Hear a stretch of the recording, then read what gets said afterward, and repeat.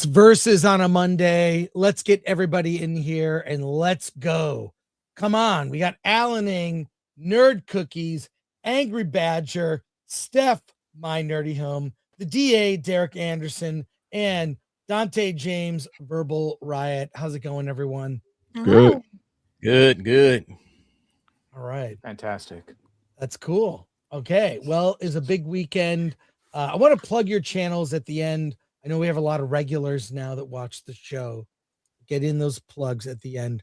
But Andrew Cram, Wow. 20 Film Threat memberships. Thank you. I have some new videos I'm uploading for members only.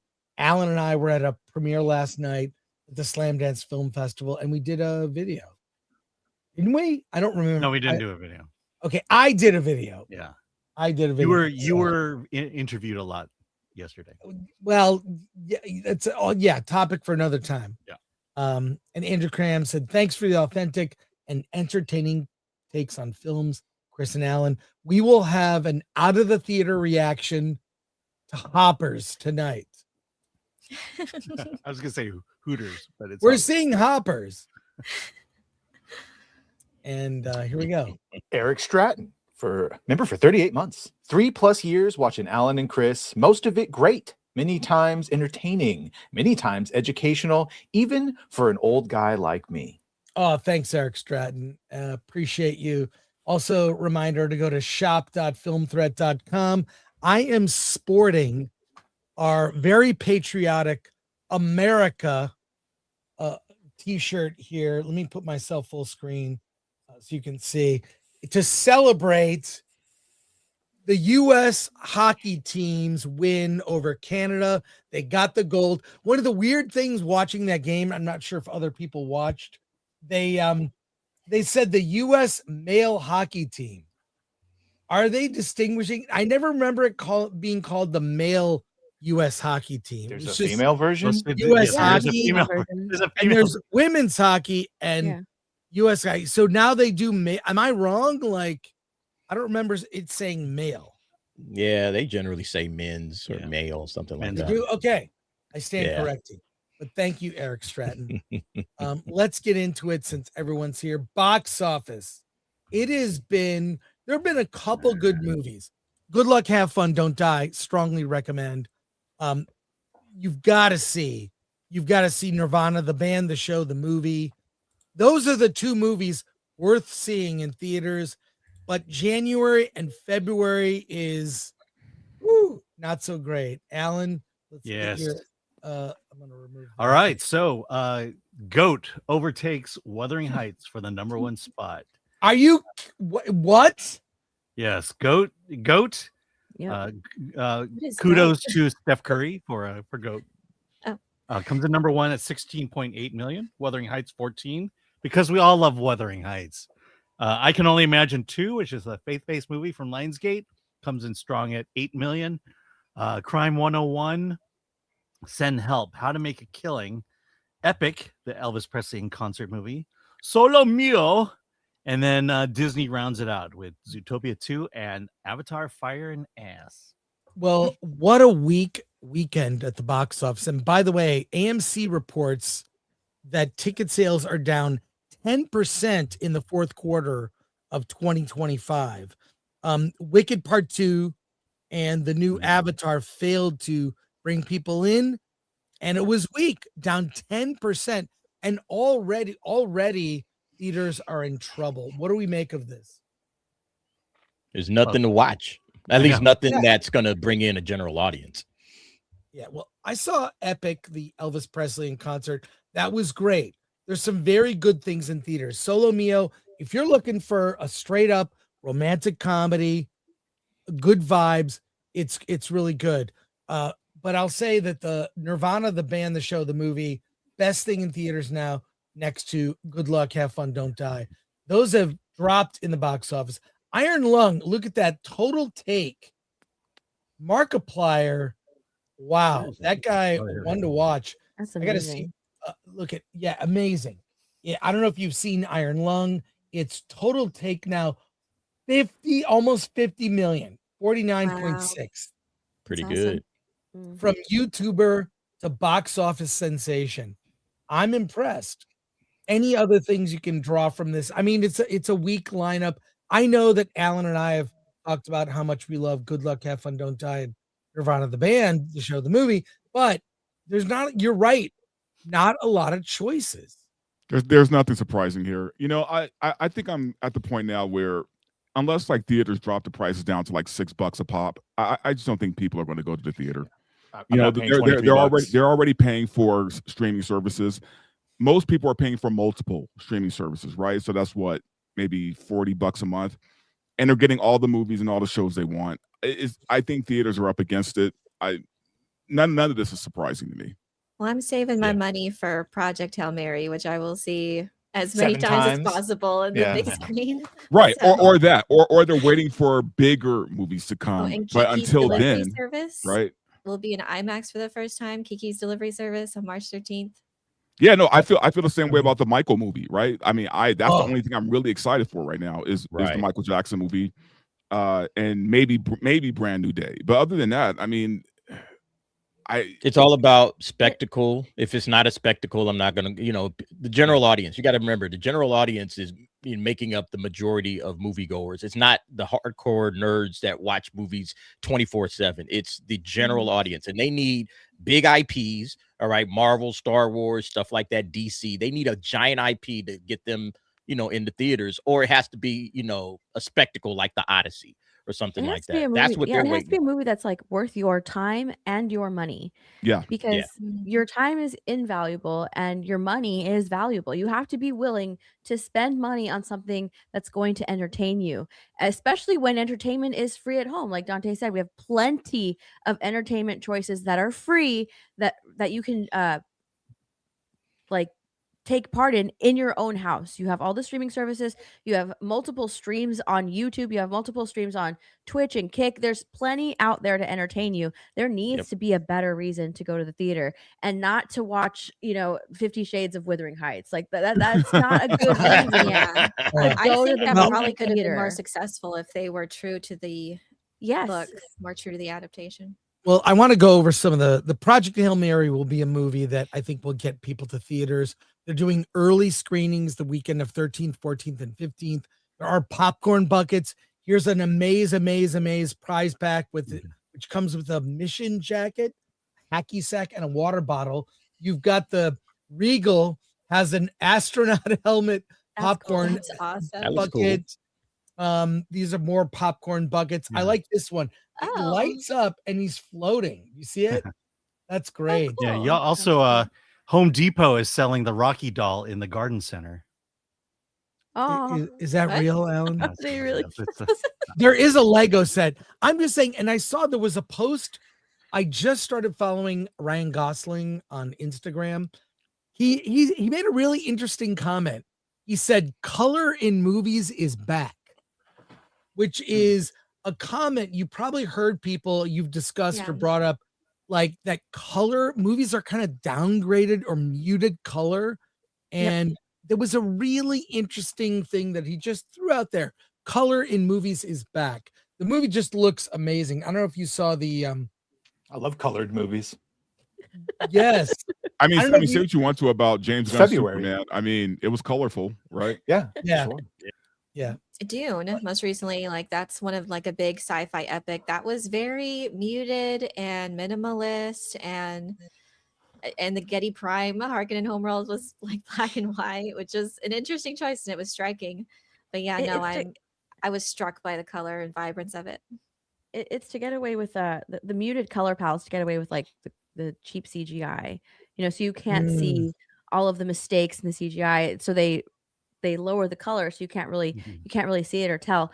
But also I think Wicked and Wicked for Good were supposed to have these bright color palettes, and it still was really dull and pretty muted, and it just didn't. It didn't really? look I as thought Wicked was vibrant. pretty good. The first one, second one seemed kind of muted too. Yeah, maybe because it was supposed to be dark and everything was getting evil. I think it also had to do still with have those brighter colors. Yeah, because when I saw it in IMAX, the colors were amazing.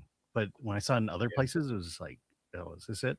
It's pretty dull. Well, it's a noticeable trend, so much so that Ryan Gosling saw fit to mention, hey, color in movies is back, which I think makes a lot of I sense. know. You'll want to sit in the back of the theater because of that. I would never sit in the back. I would sit in front. Guys, And if you're gonna go that way, we should talk about the N-word Sorry. heard round the world. We're The children. I'm sorry. BAFTAs. The BAFTAs happened in an unfortunate incident. I mean, Alan, you told me you saw this movie. Yeah, So I the swear. BAFTAs happened, and Delroy Lindo and Michael B. Jordan came out to present an award, and a gentleman there, John you Davidson. You should explain it, Alan, because you've Yeah, seen the so movie.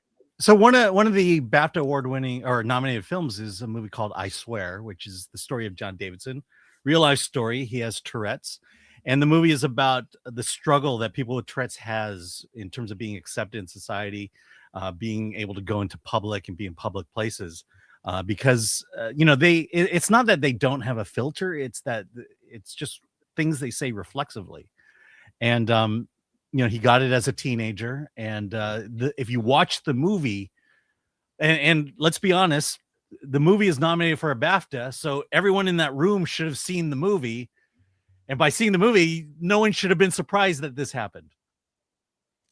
It's just to see. I kind of Delroy. disagree with that, Alan. I mean, Let's yeah, hear. surprise. Here's the thing. I'm not blaming the guy, right? I will say this. So I am blaming the BAFTAs because it felt like a weird kind of setup in a way. Like why have those two guys introduce that award for that particular movie, right? Knowing that it's a condition and that guy has that condition. But that aside, the question I have is, did he yell that word before that happened or after or just during that segment? Well, if I were to guess, not having seen it, it's because, like I said, I've seen the movie, so you understand that there's no timing to it. It just happens. He saw. But did it just happen before or after? Most like the way it probably worked out is they stepped out on stage and he said it. That's the simplest way to explain it. He said it But the while thing they is- were talking. He said it while they were talking. You can see Yeah, the They're in reaction the to middle it. of If you watch the announcing like video, 10 they seconds come into out. the year. Yeah. Yeah, Like, for if you watch the example, video, they come out and they said like, we're here to announce this, and then there's like a pause and you can kind of hear him say it in the background. Yeah. So I have the a movie question. opens with him going to meet the queen in this really posh ceremony, and then in the most inappropriate time he calls her a cunt. That's the condition he has. Mhm. That's how it was set up. And again, if everybody in that room saw that movie, which because it was nominated for a BAFTA, they should understand that was going to happen. Yeah, No, I shouldn't- went to elementary school with a guy who had Tourette's, and this is the first time I've ever experienced that. Like I had no idea what Tourette's even was because I was only like 12, right? Well, and Or there's however different old I was forms at the of it. time. Yes, it's Yeah, not there's- everyone has. the And same. It's to different degrees. It is Some to people different just have degrees. Like, tics. Some people like have to like say a things. facial tick or just a weird tick, and some people just yell out obscenities, right? And this kid would just yell out all kind of crazy shit, right? Yeah. We laughed for like 2 months, and then finally, I think we all got used to it, like in elementary school. But Share my screen, Chris. I got so it. I do get it, right? But my thing is, there's people defending him to the point of saying that it's not his fault, and to some degree, I do agree with that. It's not his Completely fault, agree with that, yeah. and I do blame the BAFTAs more than I blame him. Well, let's see. But Let's but see. to say that you can't be racist and have Are you gonna- Tourette's Can you play is it? fucking crazy, right? Because you can have both. I mean, you could be both. No. I mean, it's not the Dante, same. The Let- question is he? Well, let's watch the video That's right the here. question, right? Let's watch the videos. This is the censored one, right? No, No, this is there are no All right, censored well, versions because this is what came out. Okay. Delroy and I are delighted to be presenting the first BAFTA of the night for a vital part of movie making. We're here to celebrate. Hey, look You at can't their even really- faces. Yeah, no, you It can just- tell that they. Here's what I have to say. I don't blame the guy. That's fine. Why is he in earshot of a microphone? I agree. Why did the producers, Michael B. Jordan and Delroy Lindo, are invited guests of the event to put them in a position where that might happen, and then That's the my point. looks on the Well- they're you can see their faces. they're off their game. They're Didn't they announce it though? They announced before to the audience that he was there and this is his condition and he can't control it. So didn't they already know? Or what I think Dante and everyone is asking is why, of all the inappropriate things, did he wait for the two brothers to come on and then say the N-word? Because that's how the condition works. Because that's how it works. Whatever it works. Whatever the thing is in the inside. movie, his best friend's mother has cancer. He meets her for the first time and says, "You're dying of cancer. You're dying of cancer." That's how the condition works. He has no control over it. Yeah. Well, I think it was mishandled though.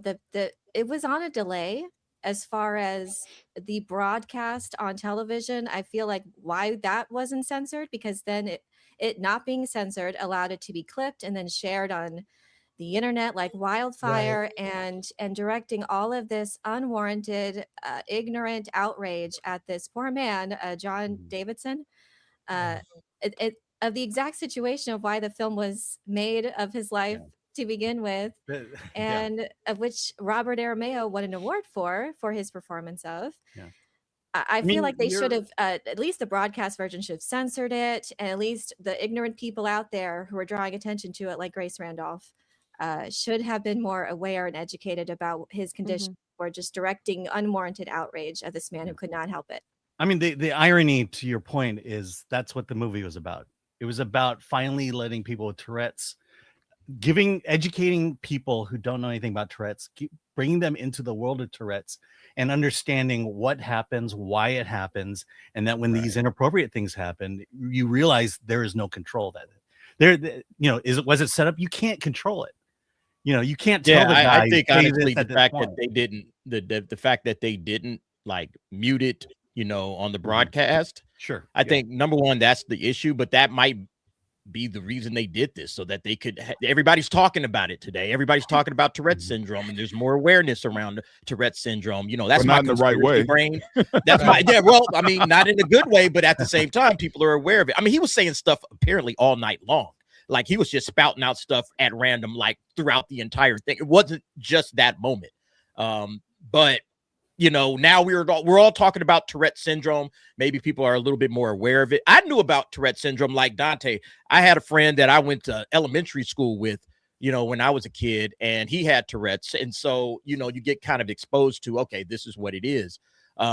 I'm surprised at the outrage. I'll be honest with you. I thought more people understood what this disease was, or this condition was, I should say. I thought more people knew about it, and that this was like, oh, okay. He yelled out something inappropriate, which is what happens with Tourette syndrome. The outrage and everything that's coming on the other end, that to me is the bigger problem. It's like, why are you guys attacking this guy for having a condition? It's not the guy's fault. It's not the guy's fault. I've heard the defense also, he's disabled. Yes, but if you're blind or in a wheelchair, you're not going to shoot lasers out of your eyes and affect other people. They could have made it a comedic bit, put him in a sequestered green room, cut to him every once in a while where he'd say something like, calling the queen a cunt or whatever. Like making fun of it, though. That would be making fun of him. But that's again not the point of the movie. He's being used as a punchline. As opposed to just being like a guest to the show. I think it was inappropriate for them to air it. They should have muted it out, or bleeped it out or whatever. I did see a version of it that was bleeped out, but I don't know if it was because it was the person that posted it who bleeped it out. But I think the outrage is not really based at his condition of Tourette's. It's just what he said, and people are just are saying like, oh, well, he thought it. He saw two black men. He thought it. So that means he's inherently racist because that's the first thing he yelled out, when like he has no control over it. He really doesn't. And I don't think that they can, they understand that. They just think like, oh, that's the first thing he thought of when he saw two black men. He's racist. He also said the B word like immediately after that. I don't know if people were aware of that. He said the N word, then the B word, like back to back. So it wasn't just one word that he said, but I think that's the word that everybody kind of caught on with, because it's the N word, and that's the most dangerous word that you can say out there. I'm telling you right now, black people hear the N word 20 times a day. and it doesn't bother them at all. I'm kind of tired of the performative outrage over that shit. No, I feel like black people should start like that. It's not the same things. as two black guys presenting an award at a prestigious award. I get that part. I get that part. But they powered right through it, Dante. They powered right on through it. They were just like, okay, barbershop and somebody saying it. You know, like yeah, sure. But I think that at the end of the day, hold on, let the Dante outrage is what I'm talking about. The online outrage, not so much those guys. Those guys can feel any way they wouldn't feel about it because they were in that moment. I'm talking about all the online outrage that we're hearing. Everybody doing all of this performative shit. I'm tired of that, man. Well, I think it's performative on both let Dante sides, say. I think it's performative on both sides, right? I think there's people who are taking it way too to an extreme level of this guy's inherently racist. We don't know that. We don't fucking know that, right? But then there's people who are like going overboard to defend him, right? My thing is this. It's irrelevant either way. My problem is with the BAFTAs. They fucked up, right? They messed up. Like, this is on them. Like, I put all blame on the BAFTAs because they could have, like Nerd Cookie said, they could have delayed it, right? They could have sat him somewhere away from the mic where it's going to pick that up, right? I give Michael B. Jordan and Delroy Lindo so much credit, man, because they stayed the course. They did what they did. They presented the award with class. They didn't even react to it. You know, I mean, you could kind of tell in Delroy's face, but he still kept it together. And the fact that those two guys left immediately after that, they didn't even stay for the whole award. Like, I felt so bad for them and so pissed off for them. But at the same time, the BAFTAs messed all this up. They put that guy right there in front of them. We got a super chat that came in that relates to this. I want to show this super chat here. If you would, Badger, read this. Nick Gore for 2. I heard I got a shout out at the BAFTAs. Yeah. Thank you for the 2, Nick. Yeah, thanks. I appreciate it. To be fair, the person in question, which was John Davidson, he was there because the movie that was about his life was being honored and up for awards. And I feel like he should have been present, obviously. And but I think that's just, the movie itself is about that. I didn't even hear about this movie. I didn't know about it until now. So now I'm going to want to be checking it out. I saw a clip of Robert Arameo's performance and it was really good. Yeah, so at least there's that to come out of this. But yeah, I feel like that's probably what his life story was about, those most difficult moments. And one of these most difficult moments, when now his condition is presented on the world stage, that's when whatever he says it's most inappropriate at that time that he has no control over, that's when that causes such difficulties within his life. I can't imagine. I mean, like everyday things when you're at school or just everyday life of people that understand. But then when you're conditioned, when you're having to go to a funeral or a hospital and visit a loved one, and when that comes up as something so inappropriate, I can't imagine what he must be feeling at that point, and to say things so hurtful that you can't control it. So, Alan, you're the only one among us who's actually seen the documentary. What do you have to say?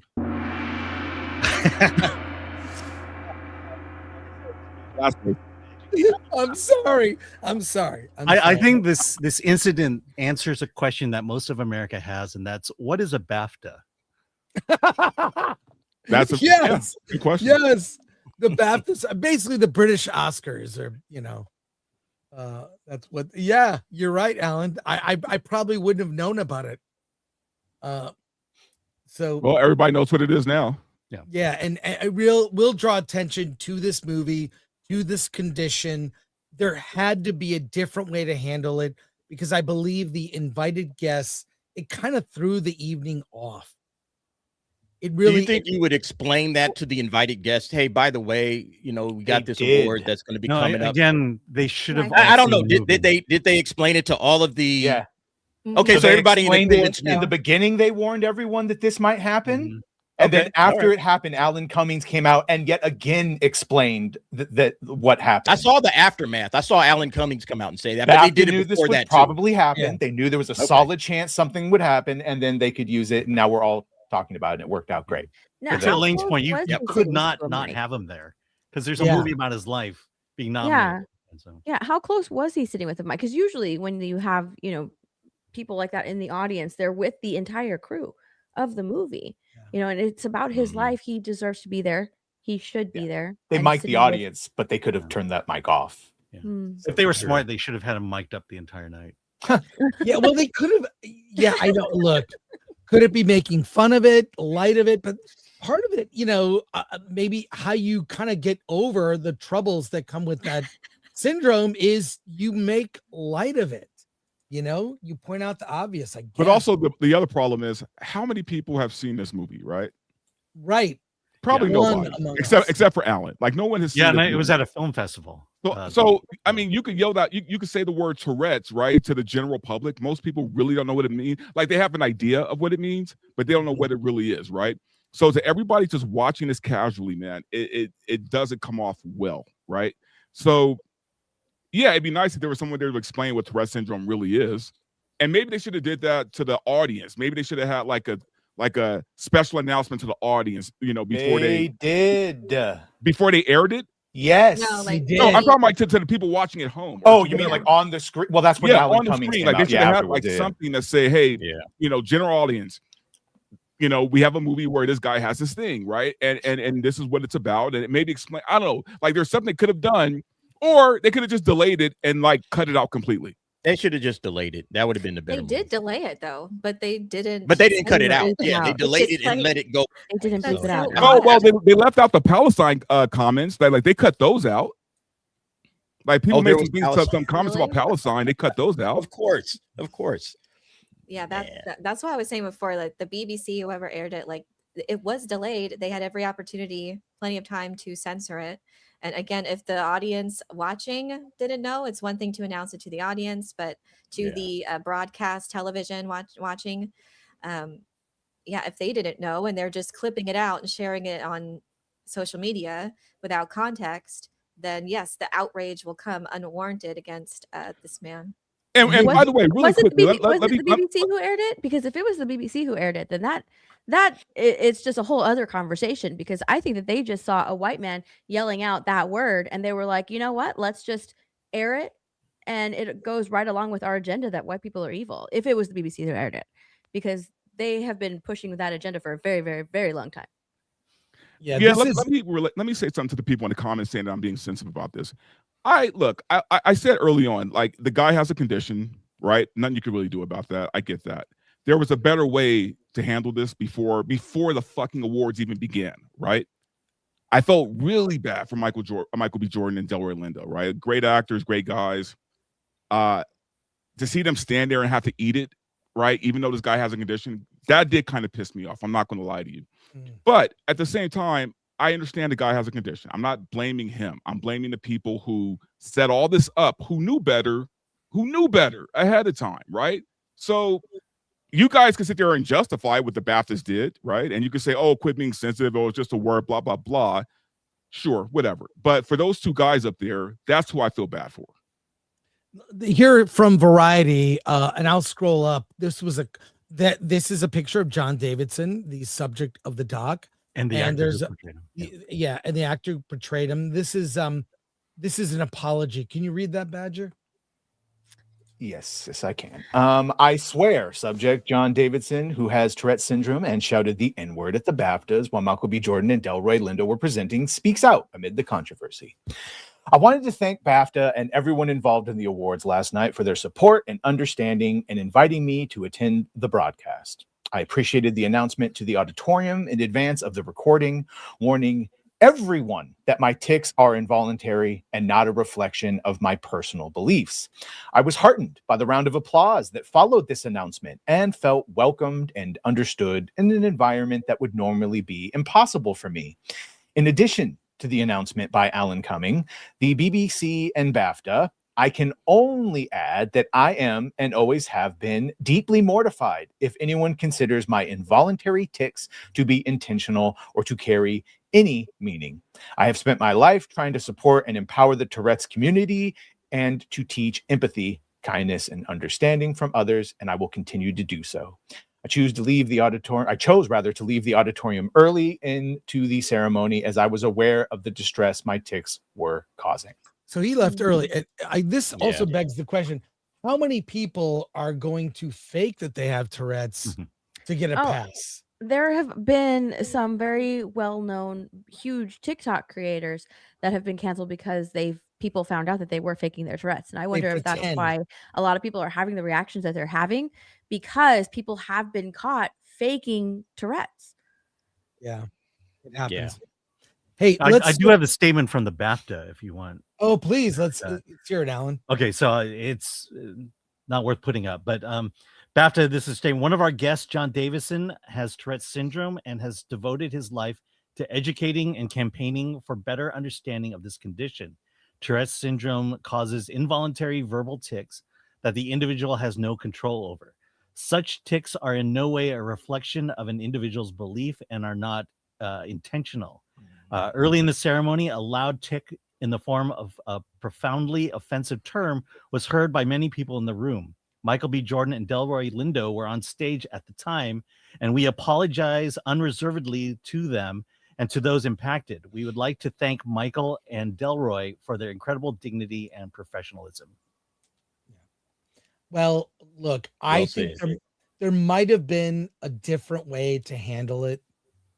And the fact that he chose to leave early when he saw it may not be the best thing. I mean, the guy in real life chose to leave early. I think that says something. Yeah. But it compounds the problem that people like his statement to me, him saying that normally this type of a situation would be utterly impossible for me to be in, and yet the folks at the BAFTAs gave him some grace. I think like that's the next step to trying to help people with Tourette's. If you have Tourette's or if somebody has Tourette's, it's probably very, very difficult to be in these types of situations. And it's hard to normalize something that's going to offend people. Like people are going to be offended left and right. They probably knew that he was going to offend somebody at some point in time, which is the reason why he made the statements. But unless you introduce people into Tourette's and let them know what Tourette's is, you'll never, these people will be ostracized from society forever, because they'll never be able to blend in normally, because people will always, oh, this person said this, or he said that, he must be a racist, or he must be a sexist, or he must be something. And so I look at this as an opportunity to try to understand the condition, so that everybody's talking about it. Okay, this guy said this thing in this crowded room, how embarrassing for him, but at the same time, offensive for other people. How do we make this all work? How do we bring people together to understand this condition so that people can move forward in their lives and lead more normal lives than what they normally would have with this condition? I feel like this is a time for people to understand the condition rather than to castigate this guy for having it. Yeah, in the movie, he was savagely beaten for having said something inappropriate. I just want to point out there's many different levels and spectrums of it. Some people have verbal tics, some people make whooping sounds or do physical ones, some people swear under their breath or scream out. Some people, you can actually control it, but it's very painful. And I don't know quite how to describe it other than like trying to an overwhelming urge to do it. Well, in the movie, this is just the extreme version. In the movie, he goes through basically a chemical treatment, which just throws him out of a loop, and he couldn't function as a human being because of it. And usually if they're in high stress situations, like this, where he's very, very nervous, anxiety makes it all worse. Makes it even worse. Yeah, it makes it worse. So Hey, let's go to a couple soups and we'll reset with a new topic. Bruce Leroy Jenkins for 2. Hit the Asian gong, Chris. Hail panel, hail chat. Per your request. Thank you. Camembert for 10 to play devil's advocate. Someone with Tourette's could use their condition to spew racist crap with impunity. I think we kind of discussed that. There are, TikTokers that claim to have Tourette's that did not. So there you go. Hey, Vince Vaughn made some comments on why good R-rated comedies are cooked. Here he is on this show. Well, it's a Hot Ones, and he discusses the decline of the R-rated comedy. And I'd like you guys to comment on what he says. Hollywood no longer making the kinds of R-rated, wide-release theatrical comedies that were such a tower of strength in your career. How have you seen Hollywood's interest in making those kinds of films change over the course of your career, and what do you think are the forces at play? Well, they just overthink it. And it's crazy. You get these rules. It's like if you did geometry and you said 87 degrees was a right angle, then all your answers were messed up instead of 90 degrees. So there became some idea or concept, like they would say something like, you have to have an IP. Yeah, right. So for some reason, Battleship, which is like a game we used to play like a graph, became a vehicle for storytelling. Do you know what I mean? Yeah, I know. It's so 100% what you weird. mean. Yeah. Whereas like an IP like John Hughes from our neck of the woods, right? An IP was a girl's turning 16. Like every girl turns 16. Or I'm going to cut school. You know, life situations. Or old school. What if I got to go back and, you know, be in a fraternity now at this stage of the game? The people in charge don't want to get fired more so than they're looking to do something great. So they want to kind of, you know, follow a set of rules that somehow like get set in stone that don't really translate. But as long as they follow them, they're not going to lose their job because they can say, well, look, I crunched the numbers. Yeah, I made a movie off the board game Payday. So you can't, even though the movie didn't work, you can't let me go. Right. So people want to laugh. People want to look at stuff that feels a little bit like it's, you know, dangerous or pushing the envelope. And I think you're going to see more of it in the film space sooner than later would be my guess. I mean, we're overdue for a really great R-rated comedy. What do you guys think? I mean, what was the last good new one? or is this old? Because I feel like someone else has said this exact same thing. Look, this is an ongoing topic because R-rated movies, R-rated comedies in particular, were a staple. It's like you go to get ice cream. They have vanilla, chocolate, and strawberry, right? You have a choice. You go to the movie theater, you got an R-rated comedy, you have a teen comedy, but he says something really interesting in there about universal things. A girl turning 16 as the sort of base for a comedy. Okay. Yeah. That's a thing everyone experiences, you know, except for men, but you know, that's a more universal kind of basis for a comedy than an IP where it's safe. Yeah, Hangover was the last great one. But you guys have any comments on this? It's just, it makes me sad because we've removed these old sort of tried and true genres out of the theater where everything is safe, or it's what he's saying based on IP, right? Like it's got to be based on an existing IP, which isn't usually a book. It's a board game, a video game, a tried and true comic book or whatever. What was Roofman? Was Roofman a comedy? Because that was R-rated, right? Based on a true story. Yeah, but that's also a bunch of bullshit. It has nothing to do with. Well, it was like any true story made by Hollywood, very changed. It has nothing to do with IP. It has to do with most of the comedies you can't make anymore because most of them were teen sex comedies. You're not allowed to do that because if a dude is 5 years older, he gets called a pedo. So we can't do those movies anymore. You can't say the F slur, even though apparently we can say it on this show now. So all the Hangover, Tropic Thunder, you can't do any of that. So you get milquetoast comedies that don't offend anyone, and comedy that's not offensive in some way ain't really comedy. Yeah. You can't do it. The studio won't do it. Right. And that's what Matt Damon also was saying. They're like, they don't want to take a chance on anything because they don't have like DVD sales to back it up. And they're risk averse as well. Yeah.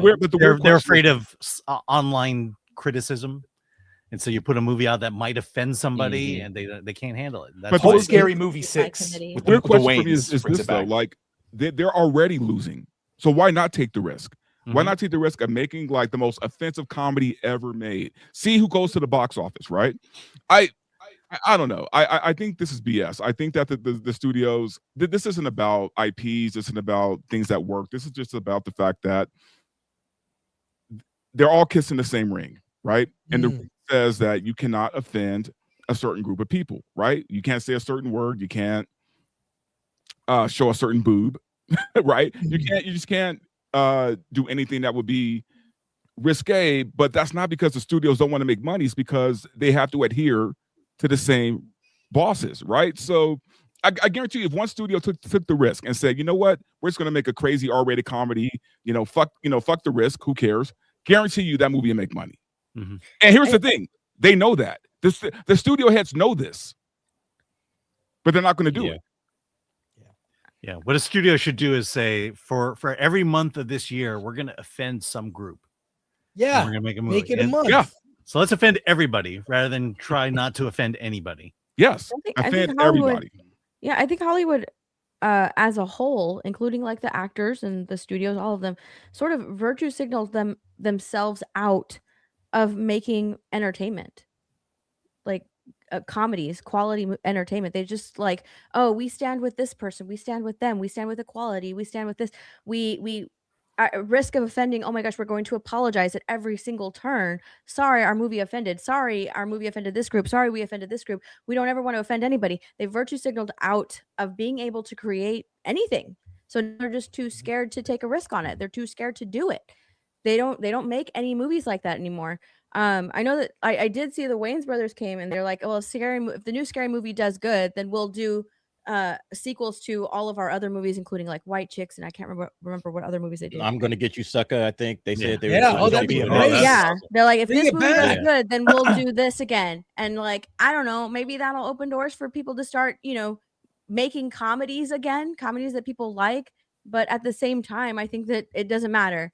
People are like, the new generations, Gen Z, Gen Alpha, they're rediscovering all of this old entertainment from like the early 2000s and even the 90s, and they're complaining about it still to this day, and they're calling it problematic. We can't make this movie today, and these are the reasons why. And they're posting all this crap on social media, and people are buying it instead of being like, dude, it's a movie, why are you offended? Just sit back, watch it. If you have a problem with it, don't watch it again. You don't have to put your voice out there to everybody and say and have other people agree with you. You don't have to do that. You can just not watch the movie again. You can be like, okay, well, I didn't enjoy that, I'm not going to watch it again. Instead, make White Chicks 2. Make Black Chicks 1. I think part about it. of the problem is the studios care too much about what 300 people say on X. That's Who the problem. Cares? They need to start paying attention to paying moviegoers, not a few. And look, when you look at cases where they shut something down or canceled something, the actual number of people complained is so low. It's shocking to me that they give a crap about that. Did you hear what Margot Robbie said? That's literally what Margot Robbie just said. Make movies for people going to movie theaters. Stop making movies for the people that are online, or making movies for the critics, or making movies for everybody else. Make movies for people that go to movies. And the people that go to movies want to enjoy comedies. R-rated comedies was always a big, hit back in the day. So why not just continue to make them as raunchy and as dirty as you did back then? Mm-hmm. And the people that don't like it, they won't go and watch it. And there's the problem solved. Do the Les Grossman sequel. Yes, or a film of old series with him. But as someone with an SAT score well above 960, I had a very high SAT score. Even I like a dumb comedy. I love a dumb just like comedy. us. Thanks for slumming it with us. When I saw just like me, that Gavin Newsom thing is so stupid, because I look at that and I'm like, I could be governor. That's basically what he's trying to say. Mm-hmm. I was about to say, yo, Can you not read? I had an well? 1150 Gavin Newsom, so you and I are not the same, man. Chris, I had a 990. Chris, not only can you be governor, you could be black. Yeah, exactly. Yeah, right? exactly. Apparently, Oh I mean, God, because that's what he was comparing it to, right? Oh my God, blind, overt racism right there. And how can I see that? And he could not see that. I mean, dude, it just it's shocking. But they're disconnected. That's the problem. These guys are all like Hollywood. They're disconnected from normal, regular, average, everyday people, and they don't know what we think. They don't know how we talk. So when they talk to us, it sounds like an alien. Like, wait a minute, what are you talking about? He's insulting people to their faces, and he doesn't recognize it. It just comes out of his mouth as easy as anything, because he doesn't understand the people.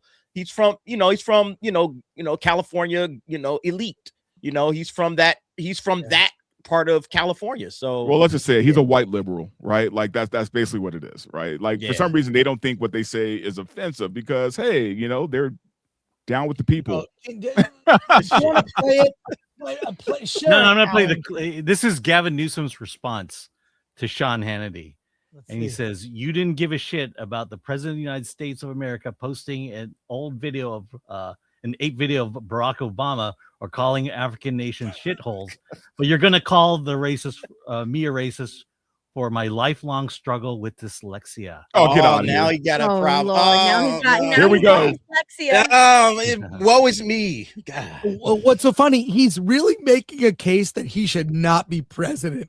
He's not Yeah. very smart. Has He can't read. dyslexia. How's he going to walk around with a nuclear football and put in the correct code? Yeah. He'll invert the letters. What a moron! It's like he's saying I'm stupid, like all so Like what? insulting. What I'm stupid. Like what? I could not dislike him anymore.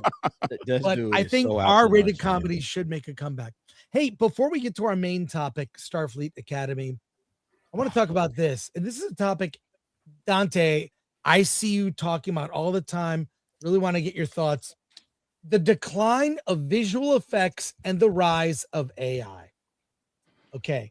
We have talked about, we've seen some fairly impressive videos using AI. Impressive in terms of the effects. But check this out. This is from an X account. Let me share a screen here. We can all see this. Here. The guy says, point, AI is derivative slop spit out by a computer. Counterpoint, here's what modern Hollywood has spent billions of dollars making over the last 10 years. And he shows videos and examples. This is the Superman film reboot number 4. That doesn't look good. When this came out, people were saying that doesn't look so great. Scrolling down, this is from the third reboot of the Fantastic Four. It's the female Silver Surfer. Yeah, but that actually looked good on the big screen. The best, most telling thing of this is people just putting the full clips of like Deadpool and Wolverine or the Superman fight at the end and call it AI slop, and everyone goes, yeah, it's AI slop. No, that was just what was released. Look at the Flash with Michael Keaton Batman.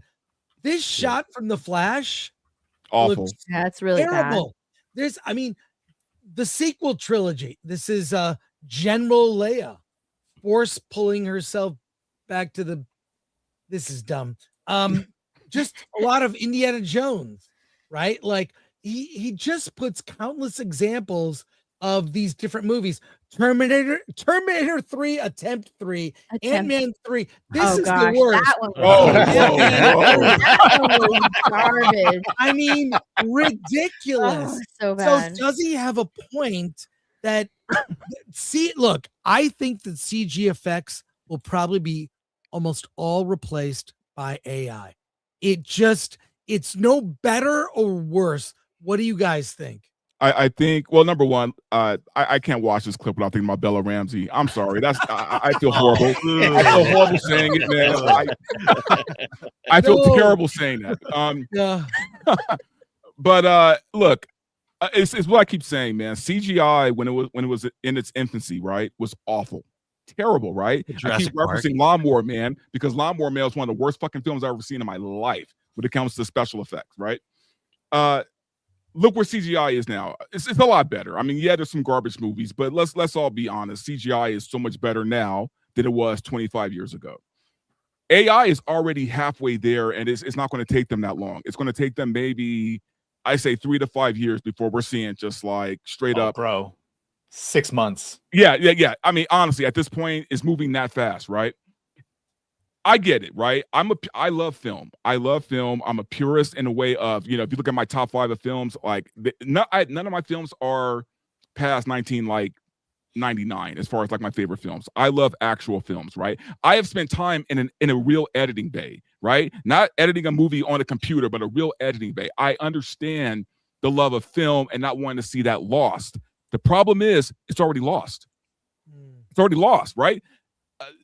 I'm not saying that AI is going to replace actors yet.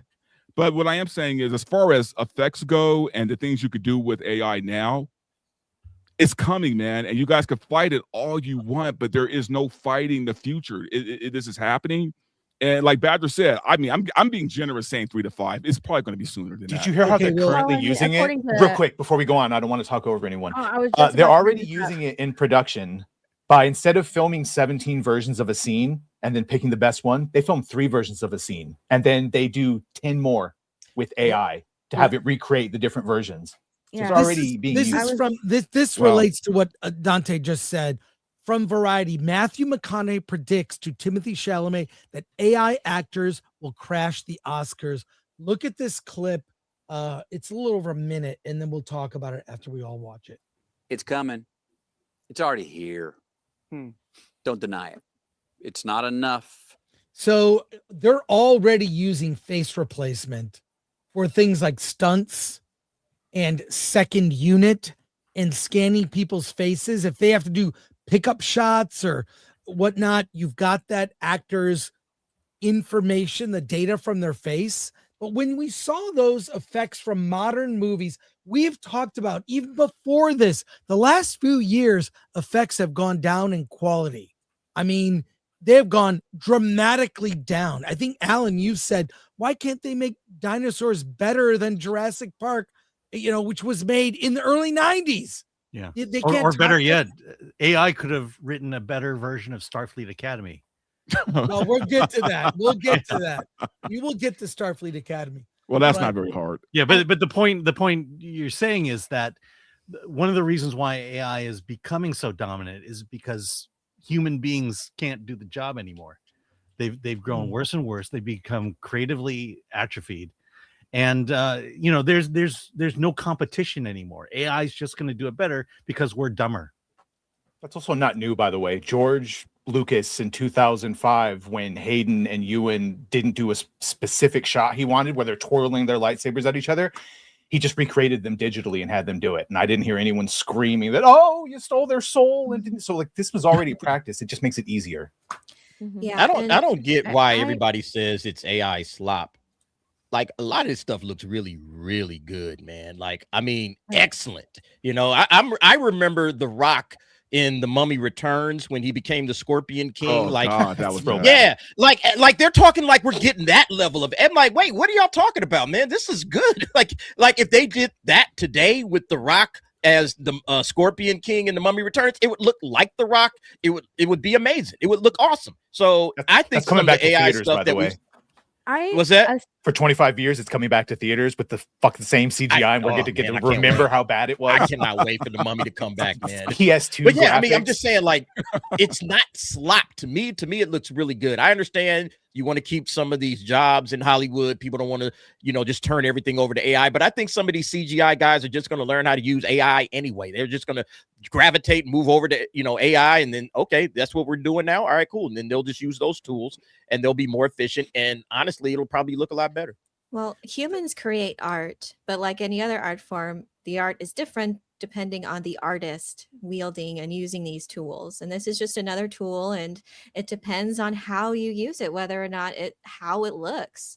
Because, like, again, we've seen way better CGI 20 something years ago in comparison to now, and they've come out with all their excuses. Well, we were rushed and all of that. I don't know what. I think with Quantum Mania, they were saying they're just so overworked and so rushed with their deadlines. They're just trying to pump it out. And maybe if they had more time, it could have been better looking. And maybe that's the thing. But I think they've just come to overuse certain tools and maybe don't know how to use them well. But if ones know how to use the tools that they have, like any other craftsman, it just depends on their knowledge of it, how to use some, and when to hold back from certain things, and how to just use, like, having that perfect blend of practical and CG. It could be the same thing with AI. It's just another tool to help the artist bring their vision to life and make it look more immersive, hopefully at the end. I mean, Denis Villeneuve used AI in Dune Part 2 to with the blue eyes of the Fremen. There were certain shots that instead of going like one by those huge crowds of Fremen, they used AI to do that part of it. And that, of course, would condense the workload for certain things. So if it can help bring out these amazing looking projects and make it like the workload not as much, and we could get more creative visions like this. But yeah, again, it's the artist behind it that's going to make that vision look good. Exactly. and to where we can love it, be immersed in it. Yeah, but Elaine, that's where I think that's the problem. Oh, geez. Okay, I go next after Steph. Tag, go ahead. That's how I thought AI was going to be used, in Hollywood, to clean up special effects, to help with the special effects, to push forward and, clean them up and not make them look as bad as Quantumania. That's how I thought it was going to be used. And I didn't understand why actors were speaking out about it. I was like, if it helps, ease the workload off the special effect artists, what's so wrong about it? And then I saw all the videos from Seed Dance 2.0 and all of the fight sequences that were coming out. And I was like, okay, now I kind of understand like why they're getting upset, because they can easily be replaced or their image can be taken and, put into formulas like this. And then they should just be used to create movies like that.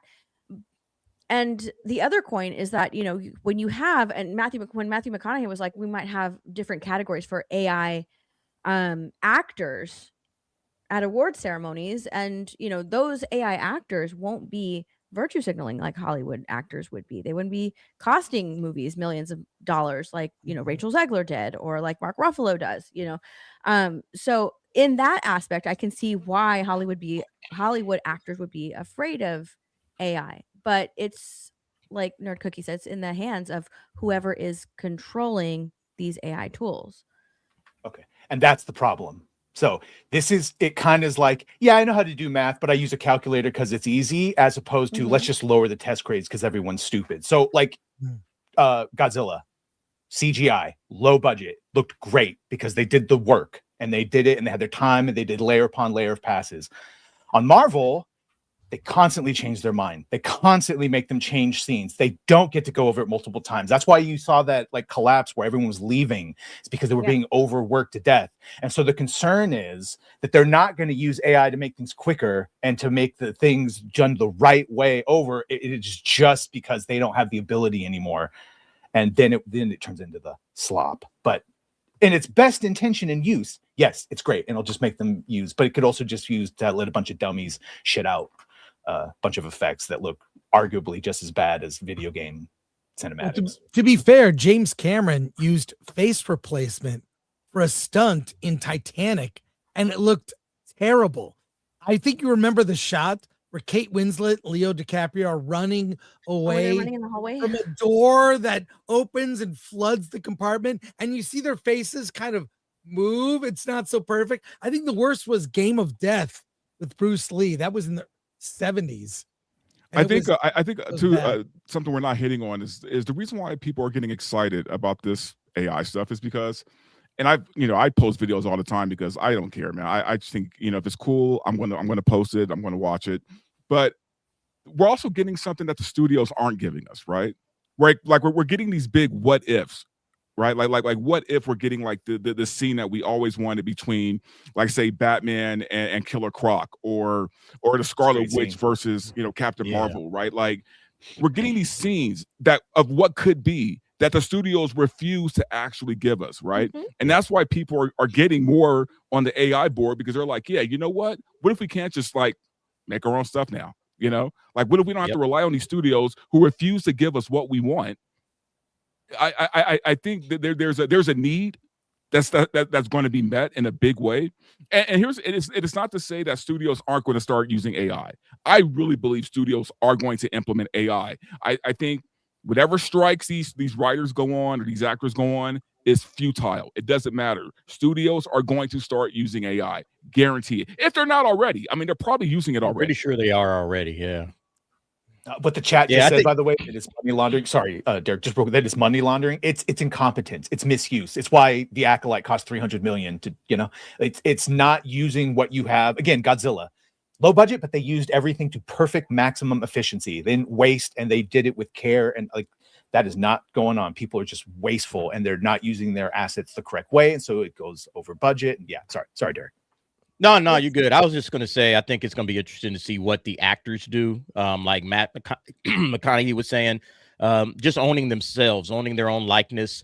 And then when somebody uses your face in an AI video, you're getting paid for it, or uses your age, like with the way Disney is doing it with OpenAI, where you're going to have a certain amount of characters that you can play around with and create your own stories. I guarantee you actors are going to be like, okay, I'll go ahead and be in your story, but it's going to cost you like $5 every time you use me in one of your new movies or whatever that you're creating for yourself. And so actors will, basically have, I don't know how it'll be. I'm imagining some sort of a platform where, you can buy each face. Like you'll have a list of actors. You can say, okay, I want Matt McConaughey and Angelina Jolie and, this character, that person. And I'm going to put together my movie and then I'll pay for it. And then that's the way the actors can get compensated, for being in an AI movie. Or something to that effect, but they're going to have to figure that out because that's going to be the biggest sticking point for the actors is how do they get compensated when somebody's using their face in an AI movie? I'm not going to lie. That was really smart of Matthew McConaughey. I'm very forward thinking of him to just copyright himself. Yeah. That's actors, point. Actors are evolving. Actors are evolving into their final form. They will become their own IP. Yeah, exactly. And then you can pay, which is kind of sad because fewer and fewer stars are being made, and older stars and legends and really truly movie stars, that's dying off. What are we going to see? So we're going to see new movies with old movie stars like John Wayne or Clint Eastwood in new movies made with their likenesses. You'll be able to look, you can already license the rights to people like James Dean, Elvis, and Marilyn Monroe and make products to sell. Yeah, they're coming to Fortnite. Yes. Yeah. They're not, but they probably will. Let's switch topics. Or let's go to soups and then we'll get to our main topic. Let's go, Badger. Sunny for 5. Versus is a great show. Thanks, everyone. Oh, well, thank you for saying so. Appreciate that. Marty for life for $4.99. It's theater kids making everything for theater kids, then assuming everyone is like them. Hence, Starfleet Academy. Oh, we'll get to it. Yeah, we'll get to it. Spade for $4.99. Chris, if you have a problem voting for Gavin Newsom, then you ain't black. Well, there you go. What can I say? I'm smarter than him. Jason Webster, you have an ID and everything. Yeah. Jason Webster for 5. Hollywood isn't allowing films time to breathe at any stage, production, distribution, and exhibition. It's get them out fast so compromises are made. Yeah. John Carpenter had a great comment on it. He said that's why the quality of modern movies suck. They have a release date without a script. And that's why, I mean, even James Gunn has made comments about that. We don't start unless we have a locked script. Like, that's great. But like the industry wants product. So it's kind of sad. The A Serious Man, member for 23 months. Hail Film Threat panel and chat. Also, Alan Al. Or AI. Alan AI. Alan Hey, AI. Yeah. Thanks, A Serious Man. Appreciate it. Indie Shade for 5. AI can do too much. Fully AI films will make artists less creative. Problems, improv, and happy accidents have made films and filmmakers more clever. Facts. I disagree. I think, yeah, I mean, happy accidents happen in Hollywood, but nothing's really that much of an accident, man. You have to sit through hours of editing, so it's not really a happy accident. Anyway, that's just mine. I think he meant performance-wise. You're going to get into it with Matt Walsh again. I can't wait. Well, yeah. I'll get my popcorn. Okay. Sorry, not another name for 5. There is an epic Simpsons couch gag which predicts future entertainment. Priceless and prophetic IMO. Oh, yeah. Post it. We can, well, we can't play it because we'll get hit. John Wayne, 1985 for 5. Let the AI take over the entertainment industry and make the elitist, communist, douchebag actors completely irrelevant. Make IRL experiences great again. Yes. I would agree with that. But let's get into it. Starfleet Academy is here. Not sure if you've been keeping up, but it is it is what it is. Now here they did post a there's like a teaser for what's upcoming because there are only so many episodes left. Let's look at this teaser. It's a short teaser, a little over a minute. Let's take a look at what's coming in the rest of it. It's actually, what does it say? Yeah, we've got 3 episodes remain. That's it. Only 3 episodes left, folks. Let's take a look at what's coming. It's time for you to stop telling the story. Oh. Be a part of it.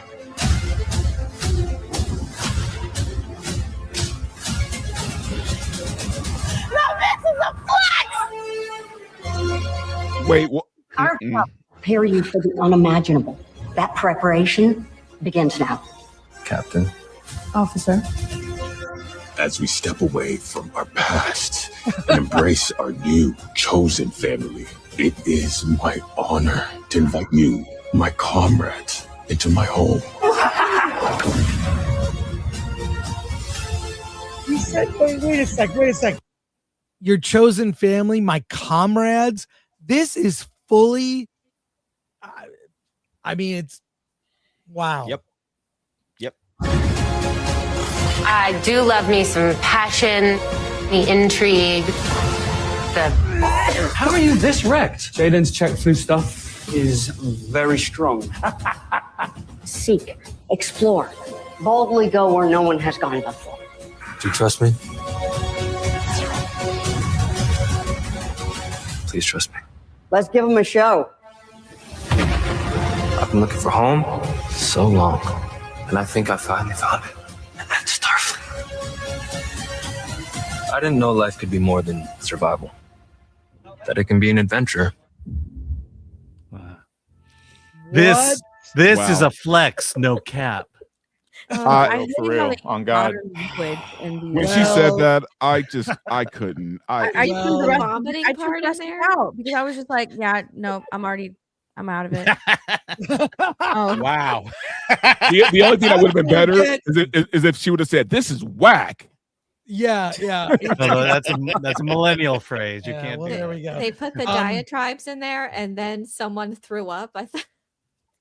This dear is Star God. Trek. Oh my There we gosh. go. This is what we're getting. The lead actor who plays Jaden, who's the gay Klingon, Kadim Diani.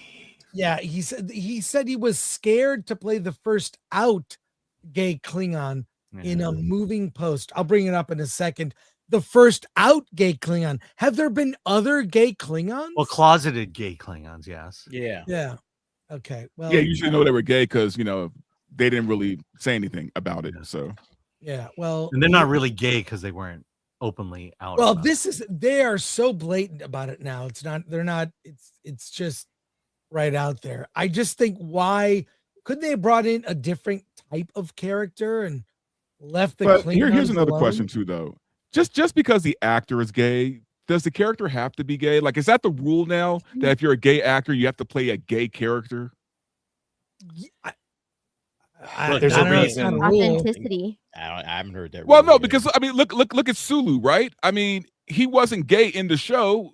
I mean, No. but the actor himself is gay, but he wasn't gay in the show. He was able to play different roles, right? So now, is it that if you're gay, you can only play gay characters? Correct. Well, it's worse than that. It's they've been there are pushing for, black right? there are black actors who play Klingons, and they play it very differently than the white actors who play Klingons. You saw that in the Klingon episode back at episode 3, I think, or 4. Whereas before they all spoke like Klingons. They all did Yeah. a very specific thing. Yeah, and there's a reason they chose of all the species to make the epitome of masculinity, fucking space Vikings that are all about honor, gay. And not only did they make him gay, because it's still, that would have been fine. How does he reconcile? Does the dishonor of he's not going to continue his house because of, procreation? They also make him, I don't want to be a warrior. I am a warrior of words. They take away every little bit of a defining characteristic of what makes a Klingon. I like birds. Yeah. I like bird watching. Masculinity is now toxic, so they have to change it. They have to feminize it. I just miss when Star Trek dealt with ideas and philosophy and actual science that, even though it was fictional, it related to science that we're aware of. This is Harry Potter nonsense. Harry Potter wouldn't do it this I bad. was gonna say, it's not even. It's It's not about story. It's about And we are getting a black snake. identity. How Oh, dare. yeah.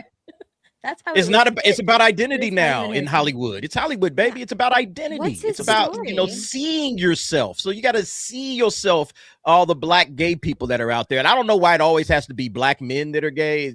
know like, why. can anybody else get it? No, the Asian Turn- men can be Why gay can't too. it just be an aspect of his character? But no, it's Right. the entire thing. There's no. It's his entire What's character. his story? What is?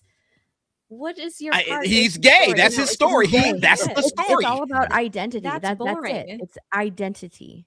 To Derek's point, nothing scares them more than a strong black straight man. Like that's why they're always effeminized at the first chance.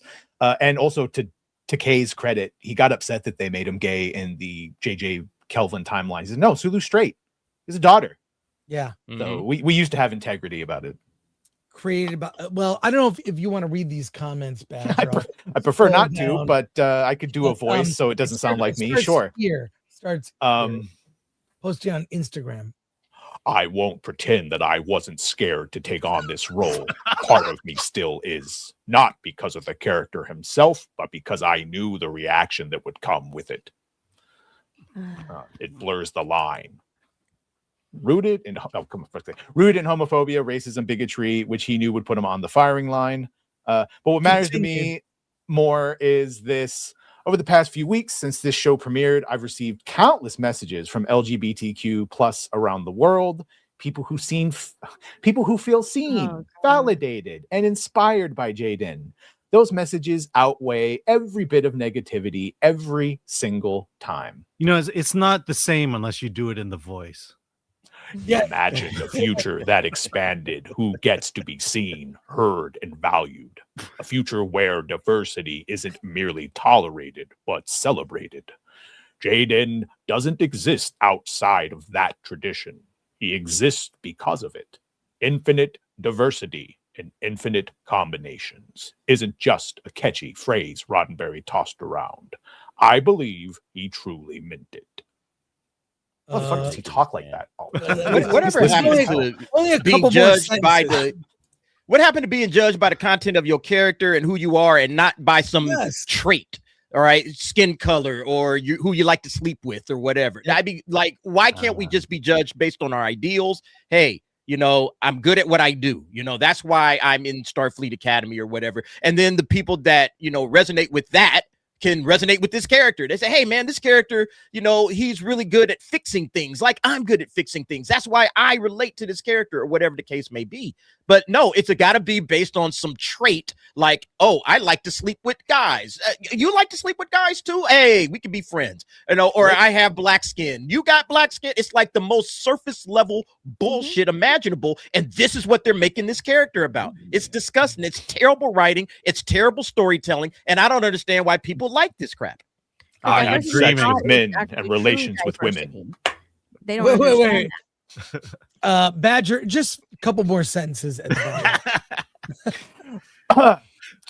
It's a wonderful character, and I'm glad it's being played by someone who understands the context within and out of Trek and has lived experience to back it up. God. This is other people. New Star Trek has always received flack when first released. If only certain people remembered that about their old favorites. Another said, you are a wonderful, welcome addition to this franchise. Thank you for sharing your passion and your artistry with Star Trek. Thank you for being brave. Jaden is incredible, and so are you. So there you go. What else needs to be said? I don't know. We talked about the latest episode. I'm not sure if everyone's keeping up. I don't know. Still watching it. You are okay. So I mean, Jaden has this boyfriend. They were going to go on a gay trip to Ibiza for All World's Day, which is like some vacation. It's at this point, it's because I have questions.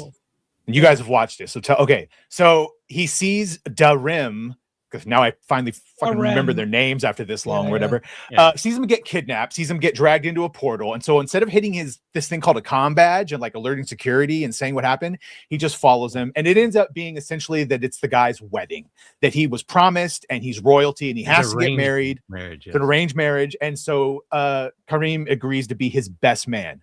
Now, you two that actually watched it, is there a whole like actual subplot gay undertones that the actual reason he didn't get married is really because he's in love with Jaden and they're not just bros? Or is it like, is that what they're leading to? That was the point. I think I think so. There, absolutely. And the girl sees it, and that's why she's just like, oh, we're not going to get married anymore. I'll say something else. Yeah, Heavy gay vibes. That's why he gave the most passive aggressive speech at their wedding.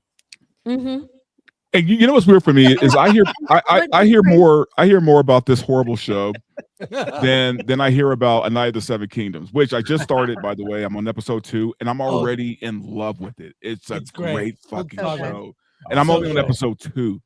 Like, and I hear about it from us. I don't hear about A Night of the Seven Kingdoms in any other like media outlet, right? Yeah. So it's just weird. I mean, it's not even weird. We know what they're doing. They do this on purpose. It's focused, right? This is a virtue signal. This is to let everybody know that, hey, you need to like, you have to like this, right? Otherwise, you are some kind of ist, right? Or whatever.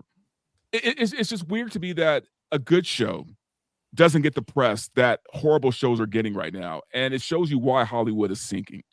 And why I feel bad about it. Because mine is full of Knights of the Seven Kingdoms love, and I hardly ever see anything. No, I'm talking about from major outlets, though. Like media outlets. Yeah, like media outlets. Outrage, like I hardly sells. hear. Yeah. Did you guys pick up vibes from Caleb and Genesis when they were hanging out and talking? Like, is that their name? They gave each other kind of a look, and then you didn't know their names. It's the two straights. Oh, I've now no, I remembered know it. their Yeah, names. the main dude. Well, you don't know Caleb, if was he's straight, sunbathing. by the way. You don't know if they're straight. They're straight adjacent. Yeah. Let's see. Let's see. Just because he put a P and a V doesn't make him straight. So. Yeah, I just Well, he think put his that, P and a V already. That's why. I know. I think baseline in this future, everyone is bi. That's what they seem to be saying. Everyone is questioning or whatever, however you want to put it. And you said that this show got a second season already, right? Yes, it's done filming. Starting. I believe they were promised 2 seasons. Period. I got pissed off when I saw 2 sets of feet in this movie or in this episode. Pig. I was so mad. 2 sets of feet in this one episode. I'm getting so tired of seeing feet.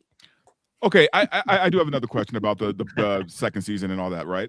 But budget wise, so when they made this deal, the budget was included with the deal, right? So they knew that going in, they were going to spend this amount of money, right, for these 2 seasons, regardless of how well it does or not. Right. Yeah.